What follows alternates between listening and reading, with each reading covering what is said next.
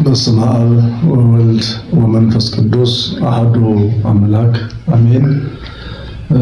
ከሁሉ በላይ በመግቦቱ በቸርነቱ በይቅርታው ያልተለየን ልዑለ ባሕርይ እግዚአብሔር ስሙ ከምድር እስከ ሰማይ የተመሰገነ ይሁንልን። አምላክ ወላዲተ ቃል ድንግል ማርያም አማላጅነቷ ረዳትነቷ ከሁላችን ጋር ይሁን። የቅዱሳኑ ረድኤትና በረከት አይለየን። ቅዱሳት መሸጫናት ባናን ቀረብ ጊዜ ነው፣ ግን ከዚያ በኋላ አቅም አነሳን ነው እንደዚህ ቆመ።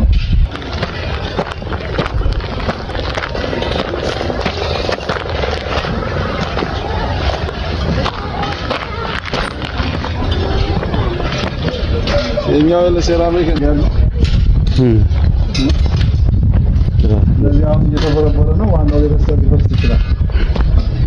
ስለዚህ የኛው ይሰራ በጣም ይገዛልን መስራት እንችላለን ማለት ነው። ድሮ ይገዛል እሺ ይገባል ኋላ ካለ መልስም ዘንድ የኛው ተመጣጣኛው አሁን የመጠለያ ይሰራ በዛኛው እንትን ስለዚህ ምዕመናኑ ዝናብም ሳይመታቸው ፀሐይም ሳይመታቸው አገልግሎት ማግኘት ይችላሉ። አካባቢው መጠለያ ቢኖረው ቤተክርስቲያኑ ያው ከከተማ ወጣ ያለ ስለሆነ በጣም እጅግ ለካህናት ደሞዝ መክፈል እንኳን ያቃተው ነው እና ከዚህ አንፃር በጣም የተቸገረን ነው የምንገኘው። ቤተክርስቲያናችን አንዲት ቤተክርስቲያን ስለሆነች ከተማ ያለው ሁሉ ሕዝብ ይህንን ቦታ ሊመለከተው ይገባል የሚል ማሳሰቢያ አለ።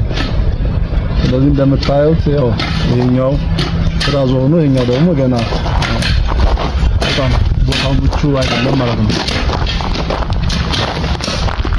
ያው እያጸዱ ያሉት ማህበረ ካህናቱ ናቸው። ያው መጪው ታኅሳስ 19 ቅዱስ ገብርኤል በዓለ ንግሥ ስላለ ቦታውን ለማጽዳት ማህበረ ካህናቱ ልማት እየሰሩ ነው ያሉት። ይሄንን አጽድተን ሲመጡ ምዕመናን ቦታውን ምቹ ለማድረግ ያው ካህናቱ እየደከሙ ያሉ ማለት ነው።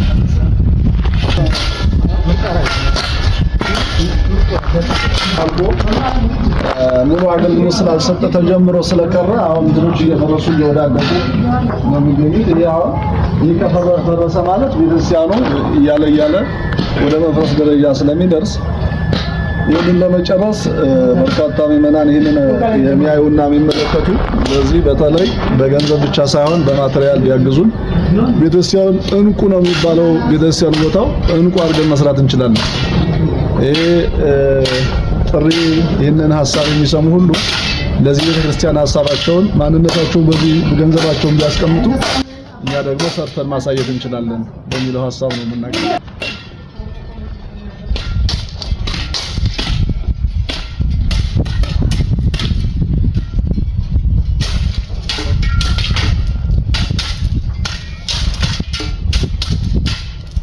እዚህ ጸበል ነው። ይሄ ጸበሉ እዚህ ጋር ነው ያለው። መጠመቂያ ክፍሉ ደግሞ እዚህ ጋር ነው ያለው። የጸሎት ቤትና የመጠመቂያ ክፍል አለው። በጣም በጸበሉ ብዙ በርካታ ምዕመናን ተፈውሰውበታል። በጣም ከካንሰር ከልዩ ልዩ እንዲሁ ደግሞ ልጅ የሌላቸው የአቡነ አብየ ጊዜ ታቦቱ በዚህ ስላለ ገድሉን በመያዘል ልጅ አግኝተዋል። ከካንሰር ድነዋል። ከብዙ በሽታ የተፈወሱበት ጸበል ነው።